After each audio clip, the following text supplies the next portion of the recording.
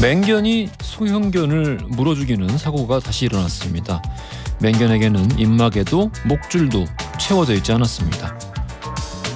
청원글에 따르면 맹견이 이런 사고를 저지른 건 이번이 5번째고, 입마개와 목줄을 채우지 않은 이유는 개가 답답해하기 때문이며, 견주는 사건 이후에 그냥 산책하러 현장을 떠났다고 합니다. 다른 경우 같으면 적어도 우리 개는 원래 안 물어요 라는 변명이라도 나올 법한데, 앞서 일어났다고 하는 4건의 사고에서 별다른 처벌이 없었으니 가능한 행동이겠죠. 이렇게 안일한 법 적용으로 인해 이웃의 안전과 고통에는 공감하는 능력을 전혀 가지고 있지 못하면서 하늘 아래 오직 내 마음과 내 자존감과 내 행복만 중요하다는 사람들에 의해 무고한 시민의 재산과 안전이 오늘도 위협받고 있습니다. 내 동물이 혹시라도 답답할까봐 노심초사하고 염려하는 마음에 10분의 1이라도 이웃을 위해 사용했다면 이런 일은 벌어지지 않았을 텐데요. 이게 과연 단지 맹견을 키우는 견주에게만 해당되는 이야기일까요? 조금이라도 손해보는 것 같으면 참지 못해 보복을 하고, 조금이라도 소홀하게 나를 대하는 것 같으면 참지 못해 갑질을 하는 비뚤어진 자존감으로 가득한 세상이 저는 갈수록 두렵습니다. 7월 30일 목요일 허지웅쇼 출발합니다.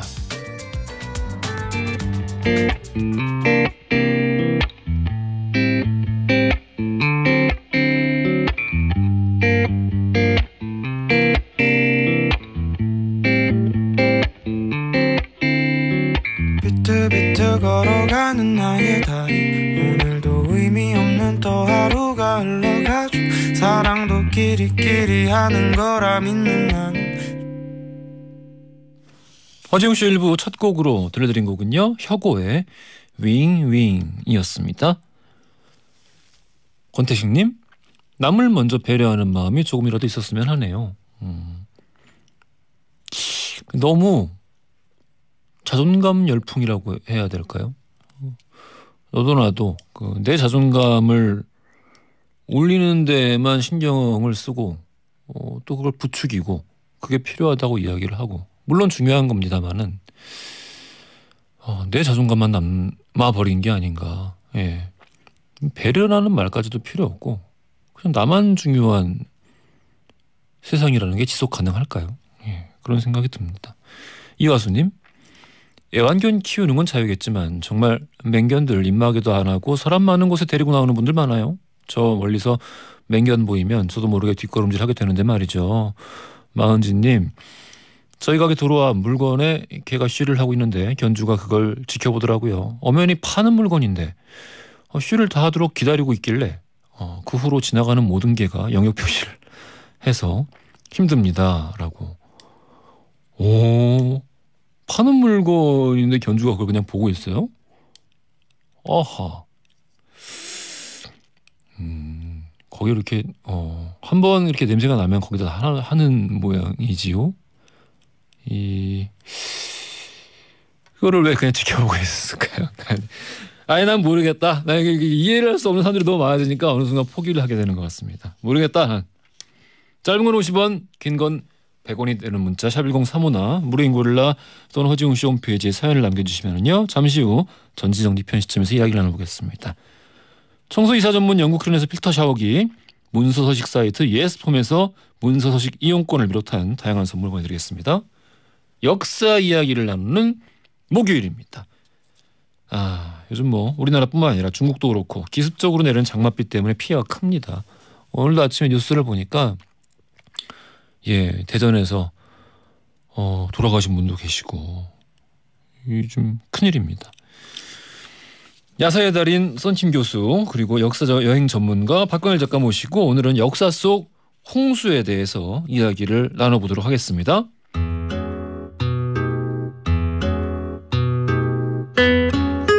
무조건 여러분의 든든한 편이 되어드립니다. 전지정리 편 시점, 오늘은 7598님 사연으로 시작하겠습니다. 평소 부대찌개라면 사족을 못 쓰는 저, 근데 우리 엄마가 형한테만 부대찌개를 주문해서 보내셨더라고요. 부대찌개도 그렇지만 항상 맞이, 장남만 먼저 생각하시는 엄마. 뭐 첫정이 대단한 건 알겠는데 은근 서운하네요. 형님은 제 편 들어주실 거죠? 아, 못된 말이 입에서 간질간질합니다마는 예, 편 들어드려야죠. 여기 섭섭하실 수 있을 것 같습니다. 예, 섭섭하실 수 있을 것 같습니다. 근데 사실 이게 이제 나이를 계속 먹다 보면은 우리 7598님 대학생이신지 뭐 이거 굉장히 잘 모르겠습니다만은 어머니가 뭘 음식을 보내주신다는 거 보니까 애가 많을 것 같진 않은데 나이 먹다 보면은 참 또 이게 형제만한 게 없습니다. 예, 형제 챙겨주는 게 삶의 보람이에요. 예, 저 뭐 자식도 없고 제 동생을 제 자식 이렇게 삼아가지고 뭐 이렇게 해주는 게 참 좋습니다. 예, 섭섭할 수 있습니다만은 에이 그냥 좀 이해하고 넘어가시는 건 좋지 않을까 싶습니다. 3918님 미라클 모닝이라는 게 유행하길래 저도 오늘 5시에 기상해서 새벽에 운동하고 책 읽고 일기 쓰고 출근했어요. 근데 저는 아무래도 저녁형 인간인가 봐요. 출근하자마자 집에 가고 싶은 이 마음을 어떻게 하죠? 출근한 지 이제 2시간 지났는데 12시간 근무한 기분이에요. 이게 뭐 인제 시작해서 그러실 수도 있고요. 또 아침에 일어나서 조금 평소보다 일찍 일어났을 때 너무 많은 뭔가를 해버리시면은 금방 지칩니다. 예, 아침에 그냥 막 정말 이 저녁 시간인 것처럼 지치게 돼서 시간이 더 안 가시는 것처럼 느껴질 수 있어요. 조금씩 좀 벌어들여 보시는 것도 좋지 않을까 싶은데 5시 기상은 좀 너무 이르지 않나 싶습니다. 3846님 비정규직으로 일하던 남편에게 오늘 좋은 소식이 왔네요. 비정규직으로 3년 일했는데 정규직으로 일하게 되었다는데 믿어지지가 않습니다. 그동안 출근도 일찍 하고 퇴근도 늦게 하더니 좋은 일 생겼네요. 축하해주세요. 너무너무 축하드립니다. 참, 예, 그동안 좀 마음고생 많으셨을 것 같기도 하고 정규직 전환이 됐군요. 장기적으로 좀 이 비정규직 자체를 좀 그냥 더 이상 좀 뽑지 않는 방향으로 최소화시키는 방향으로 가야 하지 않을까라는 생각이 들기도 합니다. 비정규직에서 정규직화하는 과정에서 또 다른 예상치 못한 자본들이 또 생기는 걸 보다 보니 그런 생각이 들기도 하네요. 축하드립니다.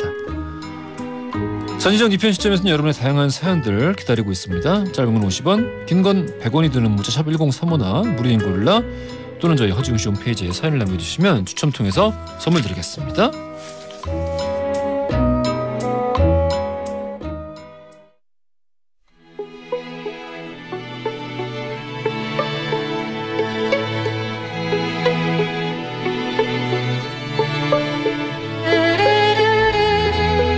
과거 속 역사를 통해 현재를 들여다봅니다. 히스토리월드 역사여행 전문가 박광일 작가님 나오셨고요. 안녕하십니까? 안녕하세요. 박광일입니다. 잡박다식의 대명사 야사의 달인 썬킴 교수님 나오셨습니다. 안녕하십니까? 야사 썬킴입니다. 야사 썬킴. 한주영님 드디어 썬킴 보는 건가요? 일주일 기다렸어요. 임영신님 라디오 채널을 고정하게 만드는 세 분 정말 팬입니다. 오혜경님 역사를 너무 좋아해서 사학과로 진학하려 했는데 국사 선생님께서 너무 적극적으로 말리셔서 안 갔습니다. 역사 코너 너무 재밌고 좋아요. 어떻습니까? 두 분 평소에 좀 아끼던 제자가 있는데 갑자기 그 역사 쪽으로 진로를 정하고 싶다. 그러니까 이 선생님이 어떤 분이신지 모르겠지만 일단은 약간 질투심을 느낀 것 같아요. 왜? 사학과에서 자기 라이벌이 생길 것 같은 포텐셜 아니면 썬킴과 박광일에 대한 질투. 갑자기 거기 썬킴과 박광일이 묻어가려고 해요. 이거 채널 그리고 또 뭐 채널 고정이라고 말씀하셨는데 103.5 딱 고정한 다음에 다이얼 뽑아버리세요 그냥. 103.5 말고도 나오시는 데 있지 않습니까? 어디요? 없어요. 없습니까? 알겠습니다. 박광일 작가님 어떠세요? 만약에 주변에서 저기 역사 쪽으로 좀 진로를 잡고 싶다. 그러면 아마 저도 이 선생님과 같은 어떤 뭐랄까요 그 조언을 했을 것 같아요. 일단 말렸을 것 같아요. 네, 그래서 왜 진짜 가고 싶은지 그다음에 진짜로 한번 가게 되면은 여기서 굉장히 오래 공부를 해야 되는데 버틸 수 있는지를 다시 물어보고 그럼에도 불구하고 가겠다라고 한다 그러면은 가면은 좋을 것 같아요. 그러니까 공부하기는 굉장히 좋은 과인데 취직하기는 굉장히 어려운 과입니다. 이를테면은 우리 박 작가님은 성공하셨잖아요. 그래 저도 이제 대학원 다니다가 이 길이 아닌가 보다 하고 이제 현재 나와서 이제 답사와 관련된 프로그램을 하고 있는데 저와 같은 케이스가 그렇게 많지는 않거든요. 그러니까 이제 보통 사람들이 오해하는 것 중에 하나가 사학과를 졸업하면 공부를 많이 한다는데 제 동기 중에 가장 많은 쪽에 진출한 게 금융계. 사학과인데요. 네. 그래서 뭐 보험회사나 은행 그다음에 증권사에 가장 많아요. 그러니까 돈의 역사를 좀 그럴 수도 있지. 돈의 역사는 아닌 것 같고 자기의 역사를 계속 지금 갱신해 나가고 있긴 합니다. 자기 역사를. 네. 그래서 이제 실제로 공부 쪽으로 가는 거에 대해서 아마 이 선생님은 생업과 관련해서 아마 고민을 하셨을 것 같은데 근데 공부하기 좋아한다면 또 사학과만한 곳이 없긴 하죠. 아니 손학규 교수님. 네. 한번 이입해 보죠. 누가 이제 왔어요. 교수님한테.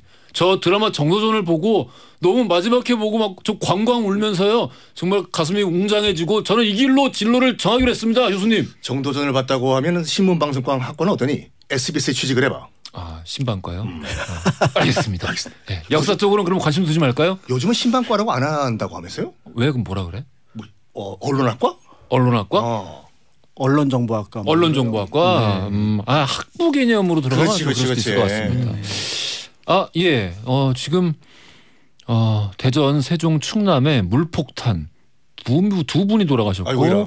주택 침수 등 피해가 속출하고 있고요. 침수된 아파트에 자동차들이 그냥 둥둥 떠다니고 있고 전북엔 또 190mm 넘는 세찬 장맛비로 만경강에 홍수주의보가 더 이상 피해가 없어야 될 건데요. 예, 정말 피해가 없어야 되는데 그래서 오늘 주제가 역사 속의 홍수 이야기입니다. 네. 예, 옛날에 주군의 필수적인 덕목 중에 하나가 치수 아니겠습니까? 첫 시간에 제가 말씀드린 것 같이 이제 요순 시대 같은 경우에도 많은 사람들이 정말 범죄도 없고 이런 시대였다, 태평 천하였다라고 하는데 솔직히 그때도 층간 소음이랑 층간 소음이요. 어린이 보호구역에서 30km 넘는 애들 다 있었을 거예요. 예. 단 요임금과 순임금이 치수를 황하 치수를 잘했기 때문에 사람들이 성군으로 추앙하는 것이 아닌가. 또 우임금, 그러니까 하나를 연 우임금 같은 경우에도 황하의 치수를 처음으로 공식적으로 성공한 왕이기 때문에 하나를 열 수 있지 않았나라고 보고 있는 거죠. 하지만 저는 그럼에도 불구하고 요순 시대가 정말 역사 속에 실존했던 시대인가에 대해서는 저는 회의적입니다. 일단 이 유적이 없죠. 알겠습니다. 비가 오면은 이게 물난리가 올 때 지금도 마찬가지고 보면은 순식간에 물이 불어나서 그럼요. 늘 그 수사가 따라붙어요. 순식간에. 그렇죠. 그래서 제가 보통 지금은 이제 좀 덜 가는 편인데 예전에는 계곡 같은데 야영 같은 걸 많이 갔거든요. 그때 이제 그 주변 분들이 쓰는 표현이 뭐냐면 물이 서서 와요. 맞아요, 네. 네, 그래서 물이 차츰차츰 불어나는 게 아니라 서서 오니까 바로 고립이 돼서 물이 서서 온다. 네, 굉장히 위험한 상황에 처하게 되거든요. 그래서 물을 가볍게 보지 말고 특히 요즘처럼 비 오는 날에는 어디 고립되나 고립되지 않는가를 굉장히 잘 살펴서 움직이시는 게 좋을 것 같고요. 지금 요즘 뉴스에 나오고 있는 중국 양쯔강, 우리가 양쯔강이라고 하는 그 중국 장강. 장강의 그 삼엽댐, 산샤댐이 이제 범람 한 해 만에 뉴스가 나오잖아요. 그 규모를 잠깐 설명을 드리면은 감이 안 오시는 분들이 많으시는데 이 산샤댐 한 댐이 삼협댐이 가두고 있는 민물의 양이 총량이 남한뿐만 아니라 북한까지 합쳐가지고 한반도 전체의 강물의 양의 2배예요. 아이고. 댐 하나에. 댐 하나에. 네. 근데 정확한 수위를 알 수가 없는 게 뭐냐면 중국 당국이 정확한 실시간 수위를 공개를 안 해요. 중국은 정확하게 공개하는 건 뭐가 있죠? 그러니까 중국이 당국이 공개 안 하니까 CCTV라든지 신화통신이 그냥 중국 당국에서 릴레이를 받아서 보도하는 그 보도 내용 보고 외신이 또 카피를 하는 거죠. 중국이 지금 이 홍수 때문에 피해가 너무 심각해가지고 이재민 수가 우리나라 인구 수보다 넘었어요. 많은 5,400만 명을 넘어섰다고 하고 있고 막 곳곳에 싱크홀 생기고 있고. 그 싱크홀이 왜 그러냐면 그 중국 그 양쯔강 주변에 있는 우한시라든지 충칭시, 남경시, 상해시가 이 홍수를 방지하기 위해서 해면 도시 프로젝트를 추진했었어요. 해면 도시. 해면이 중국말로 하이면 그 스폰지거든요. 보통 그 홍수 피해가 어떻게 나냐면 중국 양쯔강이 빗물이 그냥 배수 시설이 안 되기 때문이다. 도심에 있는 도로를 타고 바로 강물로 넘어가 버려요. 그래가지고 일단 도심 내를 지하를 스펀지화 시켜가지고 빨아들이자 일단 강물로 못 가게 이게 2015년도부터 시작됐나 그래 제가 알고 있기로는 이게 1단계 과정이 끝나기 전에 지금 홍수가 난 거예요. 그래서 오히려 역효과가 나고 있는 거죠. 배수 시설이 안 된 상태에서 지하 공동만 뚫어놨으니까 막 정말 싱크홀이 생기는 그냥 거죠. 막 다 주저앉는구나. 쑥쑥쑥쑥쑥. 아이고 세상에. 뭐 중국이 됐든 한국이 됐든 좀 다치는 분들 없었으면 그러니까요. 예, 좋겠다는 생각이 듭니다. 이거 걱정이 태산인데. 우리가 이야기를 본격적으로 들어가기에는 시간이 너무 촉박하고 그래서 바로 그냥 퀴즈 드리겠습니다. 조선시대. 아이고 뭐 쉬운데. 어렵네요. 그런데 이거 괜히 생각하면은 오답 나올 가능성이 있는 겁니다. 그런가요? 네. 3번 차인표. 알겠습니다. 자, 조선시대 비와 관련한 기상 관측 기기로 대표적인 게 두 가지가 있습니다. 하나는 세계 최초로 만들어진 우량계 치구기가 있고요. 이게 다 아시죠? 또 다른 하나 하천 수위를 측정하기 위해 만든 바로 이것이 있습니다. 맨 처음에는 목재로 만들었는데 이게 썩다 보니까 썩는 단점을 보완하기 위해서 이후에 석재로 바꿨다고 하죠. 자, 이것의 이름은 무엇일까요? 보기 드립니다. 1번 수표, 2번 우표. 정답 아시는 분들 짧은 건 50원, 긴 건 100원이 드는 문자 샵 1035나 무료인 고릴라로 보내주십시오. 추첨 통해서 분명히 2번 보내신 분 계실 거예요. 왜냐하면 물수냐 비우냐를 놓고 굉장히 고민을 하실 거예요. 어렵지. 그러니까. 이게 그래요. 비우자로 우리는 오늘 홍수에 대한 그러니까 비에 대한 얘기를 지금 하는 거니까요. 그러니까요. 네. 예, 비가 안 오면 물이 확 불어날 일은 순간 없죠. 정답이 2번인 줄 알았어. 2번 아니었어요? 2번이에요. 2번일 수도 있어요. 그러니까 생각을 너무 많이 하면 안 되는 문제입니다. 알겠습니다. 네. 추첨 통해서 언제나처럼 선물을 보내드리겠습니다. 홍소희 님이 신청해 주신 후브스탕크의 The Reason 듣고 와서 2부에서 이야기 이어가겠습니다. 허지용 쇼.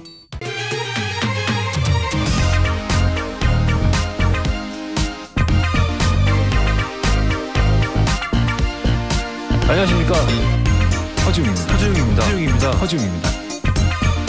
안녕하세요. 허지웅입니다. 매일 오전 11시 SBS 103.5MHz 러브 FM 허지웅쇼. 세상을 향한 유쾌한 궁금증 허지웅쇼. 자, 출발합니다. 허지웅 씨, 오늘은 박광일 작가님, 썬킹 교수님 모시고 역사 속 홍수에 대해서 알아보고 있는데요.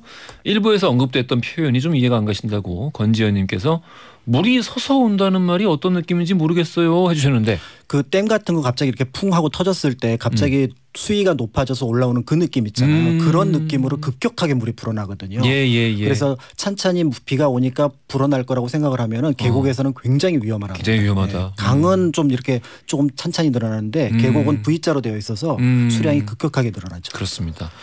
화성우님, 여기 경북 구민데요. 천둥번개 치고 비가 엄청나게 내려요. 0599님, 여기 경북인데요. 마당엔 감나무 열매가 다 떨어지고 고추밭 고추 다 떨어지고 곳곳이 침수되고 이대로라면 올가을에 먹을 게 없습니다. 아이고 이런. 김혜빈님, 부산에 친구가 있고 대전에도 친구가 있는데 비 피해가 둘 다 심각한 것 같아서 자주 연락하고 있습니다 라고 해주셨고, 이 와중에 우리 썬킹 교수님 때문에 왜 제가 왜요? 수많은 청취자분들이 뭐라고요? 몇 번이라고 제가 찍어서 얘기할 수는 없지만 오답을 보내고 있습니다. 이게요 50대 50 확률이에요. 혹시라도 뭐 우리 프로는 쉽게 준단 말이야. 혹시라도 뭐 약간 의심되시면 한 번 더 보내시면 되죠. 알겠습니다. 본격적으로 역사 속 홍수 이야기 들어가 보겠습니다. 선생님, 박광일 교수님, 박광일 작가님부터. 네. 조선시대 같은 경우도 이제 그 재난에 대한 기록들이 굉장히 많이 있는데요. 이제 이 재난에 대처하는 방법에 대해서 사실은 특별하게 할 수 있는 게 많지는 않습니다.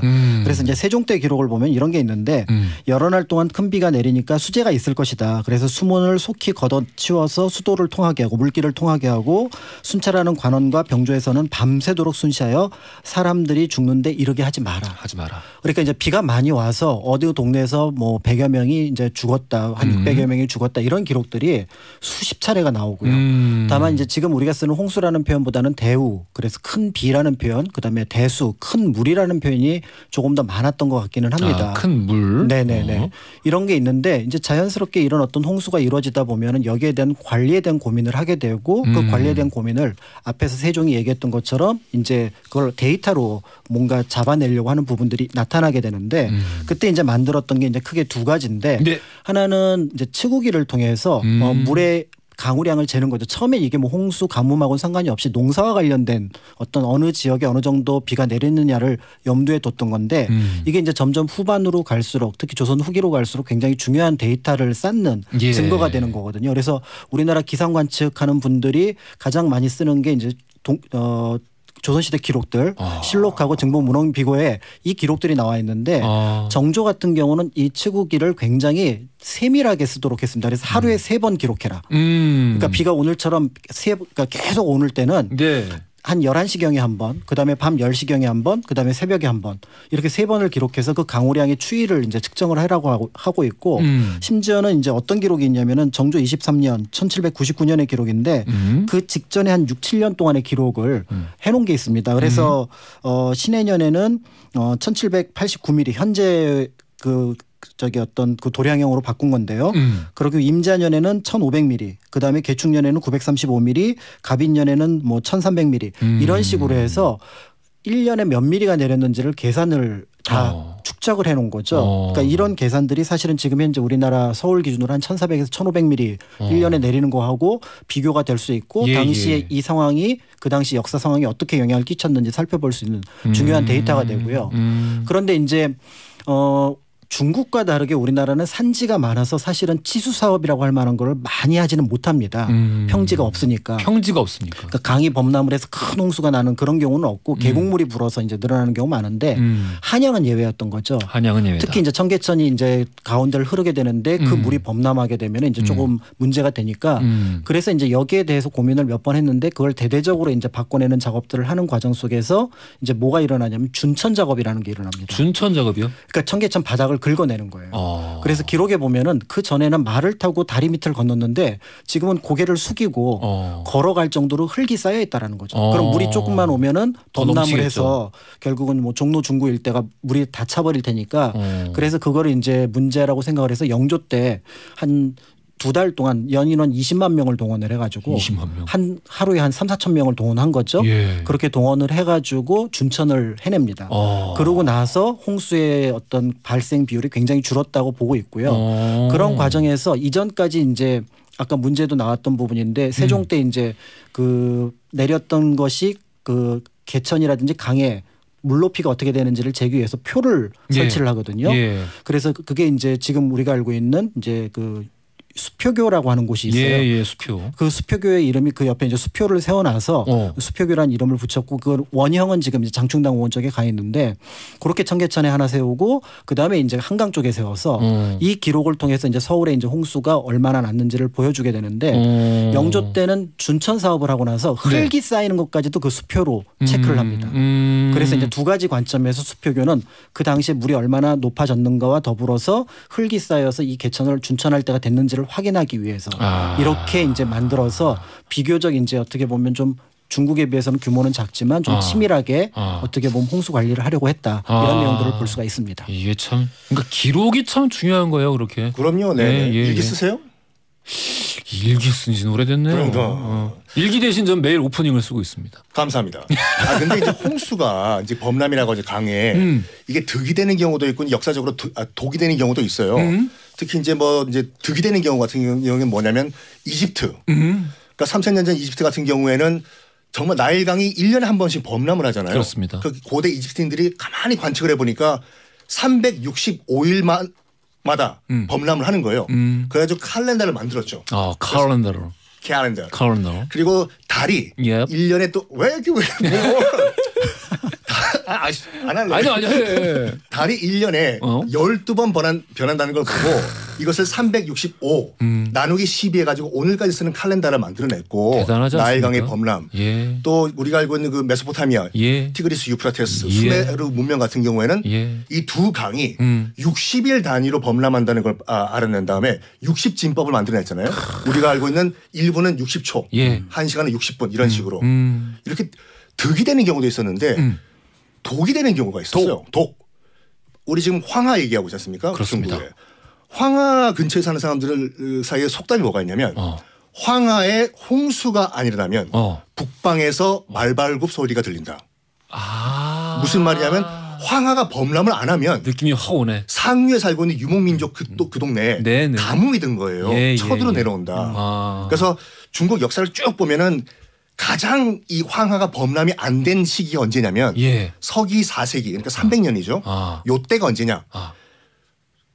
형님 저 관입니다. 장비였군요. 이 삼국지 다 끝. 미안해요. 괜찮아요. 관입니다. 그럴 수 있어요. 그럴 수 있어요. 왔냐 관우냐. 이 삼국지 다 끝난 다음에 사마씨가 진나라로 또 전국을 통일하지 않습니까? 맞습니다. 근데 뭐 얼마 안 가가지고 또 팔왕의 난 벌어지면서 이제 나라가 망하는데 이 진나라가 망하고 이제 서진 시대가 끝나고 동진 시대가 시작되는 딱 요 시기에 황하가 범람을 안 해요. 그래서 요것 때문에 선비족들이 우리도 좀 물 좀 달라 해. 왜요? 왜? 나 좀 적극적인 공감의 표현을 한 건데. 그래가지고 황하가 범람을 안 한 서기 4세기 그러니까 진나라가 망한 그 시점에 그러니까 솔직히 말해가지고 무슨 뭐 진나라가 정말 힘이 없어가지고 선비족을 못 모아가는 게 아니라 자기들도 먹고 살아야 되니까 선비족이 목숨 걸고 달려 내려왔다. 그래가지고 우리가 알고 있는 그 위진 남북조 헬게이트가 열려버린 거잖아요. 진짜 말 그대로 독이 된 경우는. 독이 된 경우죠. 이거는. 그 사실은 이제 이게 역사라고 보기는 좀 가까운 시기긴 한데. 가까운 시기? 1925년에 을충년 홍수라고 아마 좀 어르신들은 이제 귀로 어른들한테 또 많이 이제 들었을 것 같은데요. 이게 이제 뭐 독, 득 이런 개념보다는 서울의 여러 가지 면에 큰 영향을 끼칩니다. 서울의 지금의 모습에. 그렇죠. 예를 들어서 이제 그 지금 저희가 방송하는 여기 SBS 목동인데 을충년 전까지는 여기가 다 늪지대였어요, 여기요. 네, 늪이어갖고 그리고 좀 이렇게 저수지 뭐 이렇게 풀이 있어가지고 여기를 목장으로 길렀어요. 그래서 이 목장으로 써서 그래서 이 동네 이름이 지금은 이제 나무 목자를 쓰지만 원래 이제 옛 기록에 보면은 이제 뭔가를 기른다는 의미의 목자를 써서 목동 이렇게 이제 불렀었는데 을충년 홍수 때 이 일대가 전부 다 물바다가 됩니다. 안양천이 범람을 해서 그러니까 이거 안양천에 제방을 쌓아야겠다라고 해서 제방을 딱 쌓으니까 어떤 일이 벌어지냐면 여기가 꽤 괜찮은 땅이 되는 거예요. 목동이 갑자기. 그래서 이제 목동에 이제 사람들이 살만한 동네가 되면서 지금은 심지어 아파트도 굉장히 많이 들어오고 SBS도 여기 있어요. 그러니까요. 그러니까 이런 어떤 동네의 모습을 갖추게 되고 실제로 이래서 그때 을충년에 생겨난 동네 없어진 동네가 있는데 예를 들어 신사동은 이제 굉장히 사람들이 많이 살았던 동네예요. 어디 신사동이요? 강남 신사동. 강남 신사동. 네, 거기에 이제 굉장히 중요한 나루터였어요. 그런데 을충년 홍수 때 이 나루터가 완전히 쓸려 내려갑니다. 그래서 사람들이 다시 와 보니까 여기 나루가 없어져서 여기 모래바닥이네 해갖고 그 동네를 뭐라고 부르냐면 사평. 그래서 지금 전철역에 사평역이 있고 신사역이 있는데 사실은 두 개가 전부 다 역사적인 내력을 담고 있는 거고요. 그때 그 사람들이 갈 데가 없어서 어디로 들어오냐면은 잠원동으로 들어와요. 근데 잠원동에 들어왔는데 김주용이라는 사람이 야, 이 사람들 너무 불쌍하다. 집을 지어줘야겠다라고 해갖고 원래 그냥 조그만 어떤 그 잠실이니까 이제 그 뽕나무 밭에 사람들이 살기 시작하면서 지금 잠원 반포동의 시작이 그 을충년 이후로 이제 시작이 된 거죠. 을충년 이후로. 그런데 이제 이 을충년 홍수에 대한 공식적인 기록을 보면은 이제 그 총독부 기록인데 한 670명 정도의 익사자, 희생자가 나왔대요. 그러니까 어마어마했다라는 것들을 볼 수가 있는데 이게 돌아가신 분들이 670명. 그러니까 이제 그런데 뜻밖의 이렇게 많은 사람들이 죽은 것보다 더 많은 사람을 구한 분이 있습니다. 그 당시에? 삼성동 봉은사에 있었던 주지스님이었던 청호스님이요. 그럼 몇 명을 구하신 거예요, 혼자? 708명이라고 기록이 되어 있어요. 그러니까 갑자기 이게 그러니까 구할 수 있는 상황이 됐다라고도 볼 수가 있는데 예. 이제 삼성동하고 지금 이제 잠실을 이제 바라보고 있는데 그땐 잠실이 부리도라는 섬이에요. 왜 부리도라는 이름이 붙였냐면 물만 좀 부리토? 예, 계란을 그래서 부리도가 이제 뜰부자니까 뜬 네. 마을이란 뜻이에요. 예. 그래서 말이 그러니까 섬인데 이제 좀 물이 부르면은 저기가 떠 있는 동네 같다.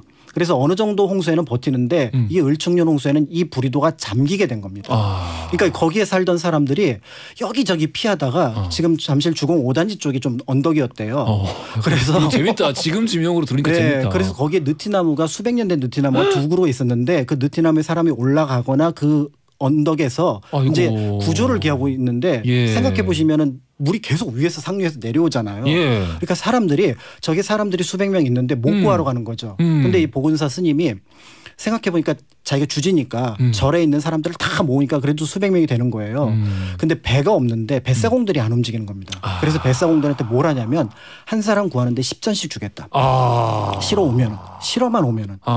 그렇게 해서 그 사람들을 이제 신천 지금 이제 세넥이라고 하는 그 잠실 세내에서 왔다 갔다 하면서 잠실에서 실어서 삼성동으로 잠실에서 실어서 삼성동으로 이렇게 해갖고 700명을 다 구했고 다 구할 즈음에 느티나무 한 그루가 물에 차서 넘어지고 그리고 나머지 한 그루는 1970년대 강남 개발하면서 사라졌다고 합니다.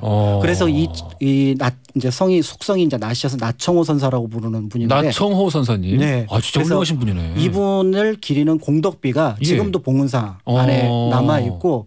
그 몇 년이 지나서 이런 분은 기억을 해야 된다. 그러니까요. 해갖고 독립운동가를 포함해서 많은 문인들이 그분에 대한 내력들을 기록으로 남겨놓은 책도 남아 있기도 합니다. 그래서 이 을충년 대홍수라는 어떻게 보면 굉장히 큰 그 자연 재해 속에서 내가 어떤 역할을 할 수 있는가를 보여줄 수 있는 대표적인 사례가 이분이 아닐까. 그래서 그때 이제 도움을 받았던 하남사는 이준식이라는 분이 이분에 대한 공덕비를 세워야겠다. 그래서 그때 이제 돈을 객출해갖고 살아남은 사람들이 그렇게 해서 세운 비가 지금 남아있는 거죠. 이건 영화로 만들어도 재밌겠네요. 그러니까요. 저 교수님 얘기해 주면 안 돼요? 뭐요? 복희남매. 복희 얘기. 중국 같은 경우에는 이제 양자강 같은 경우는 우리가 양자강이라고 부르지만 일단 중국 가면 양자강이라고 얘기하면 아무도 못 알아들어요. 그러면? 그러니까 양쯔강이라는 자체가 그러니까 중국 가면 장강이라고 하는데 뭐 여러 가지 설이 있지만 가장 대표적인 게 뭐냐면 이제 이 개항 시기 때 아편 전쟁 이후에 그 영국 선교사가 지금 우리가 알고 있는 양쯔강 이제 배를 타고 유람을 하고 있었대요. 근데 강이 너무 아름다워가지고 강남 수양이잖아요. 그래가지고 이 강 이름이 무엇인가라고 해서 중국 뱃사공한테 물었다고 해요. 근데 마침 그때 배가 그 상해 조금 지나가지고 그 양자교라는 다리 밑에 지나고 있었거든요. 근데 그 중국 뱃사공이 이 다리 이름을 물어보는 거다. 그래서 여기는 양쯔 뭐라고 얘기했다. 이래요. 그래서 그 영국 선교사가 이 강 이름은 양쯔 리버인가 보다. 그래서 양쯔. 그래서 서양으로 돌아가가지고 그 상해 가니까 양쯔강이란 강이 있더라. 그래서 양쯔강이란 그 표현은 중국 이외에서만 쓰는 표현이죠. 원래는 장강이다. 장강이죠. 네. 그래서 정통 중화요리 양자강 아닐 가능성이 정통이 아니다. 네. 장강 이렇게 해야 됩니다. 네. 어쨌든 간에 뭘 물어보셨다고? 복희남매. 복희남매. 복희남매 얼마나 정겹습니까? 이게 복희남매가 그러니까 중국 신화 중에서 복희가 있는데 여러 가지 버전이 있어요. 그러니까 지역마다 베이징 버전이 있고 뭐 상해 버전이 있고 뭐 티벳 버전이 있고 그만큼 중국 대륙에서 굉장히 유명한 신화인가 봐요. 그렇죠. 특히 이제 복희 같은 경우는 남매가 돼가지고 그 지금 양자강의 그 상류 지역에 있는 스촨 사천 지방의 복희 시리즈가 따로 있거든요. 이 사천 지방에 있는 복희는 신인류를 탄생시켰다라고 중국인들은 믿고 있어요. 이게 고대 시대에 그 복희 남매가 살고 있었는데 이 뇌공이란 사람이 하늘의 신이에요. 하늘의 신이 뇌공이 하늘에서 다른 신들과 싸우다가 져서 내려와요. 지상에 떨어지죠. 그러니까 부상을 당한 뇌공이 헉헉헉 지금 뭐 숨을 쉬고 있으니까 이 복희 남매가 다가가가지고 어떡하지 도와줄까 하다가 저기 제발 물 한 모금만 좀 주시오. 그래서 오빠가 물 한 모금 정도 주는 건 괜찮지 않을까? 해가지고 물을 줘요. 고맙소. 벌컥. 내가 정말 이 은혜의 표시로 이를 하나 뽑아줘요. 뇌공이. 예. 끝까지 들어보세요. 예. 이를 뽑아가지고 그 복희 남매한테 주거든요. 이게 나중에 정말 도움이 될 것이다. 그리고 물을 줘서 고맙다라고 해서 다시 기력 파워업 된 이 뇌공이 하늘로 돌아가요. 돌아가서 다시 싸워요. 다시 다른 천신들이랑.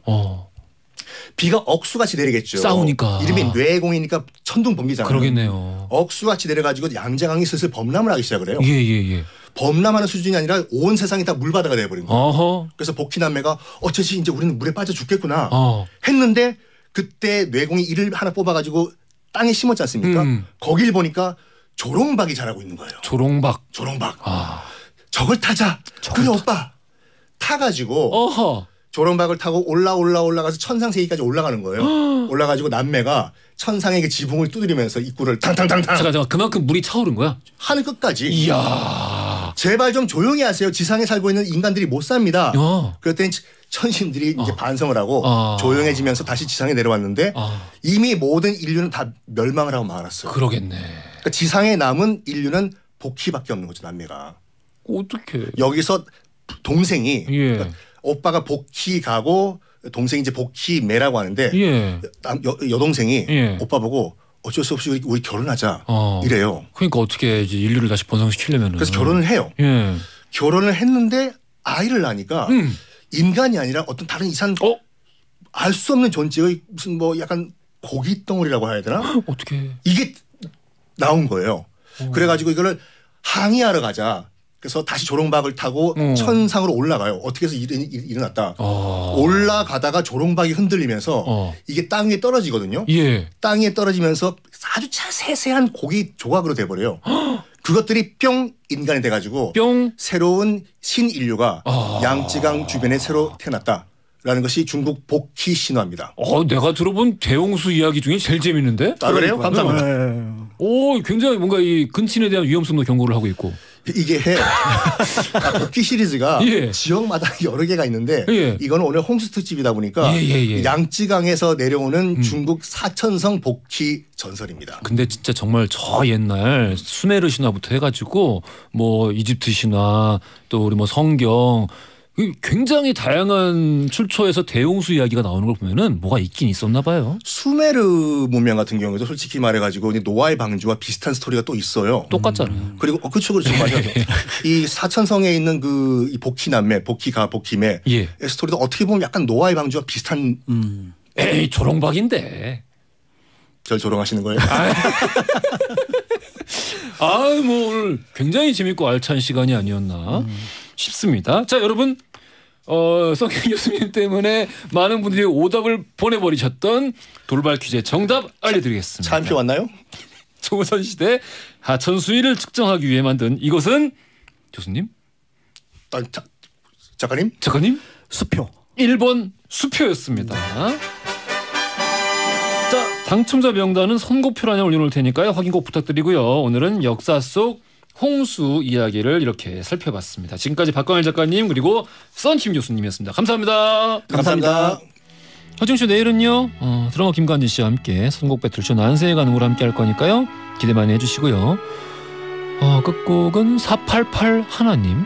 오늘 45번째 제 생일인데 아침에 일어나니까 신랑이 미역국을 차려놨더라고요. 신랑 너무 고마워 라고 하면서 신청해 주셨습니다. 유재하의 사랑하기 때문에 이 곡 들으시면서요. 저 내일 아침 11시에 다시 찾아뵙겠습니다. 지금까지 허지웅이었습니다.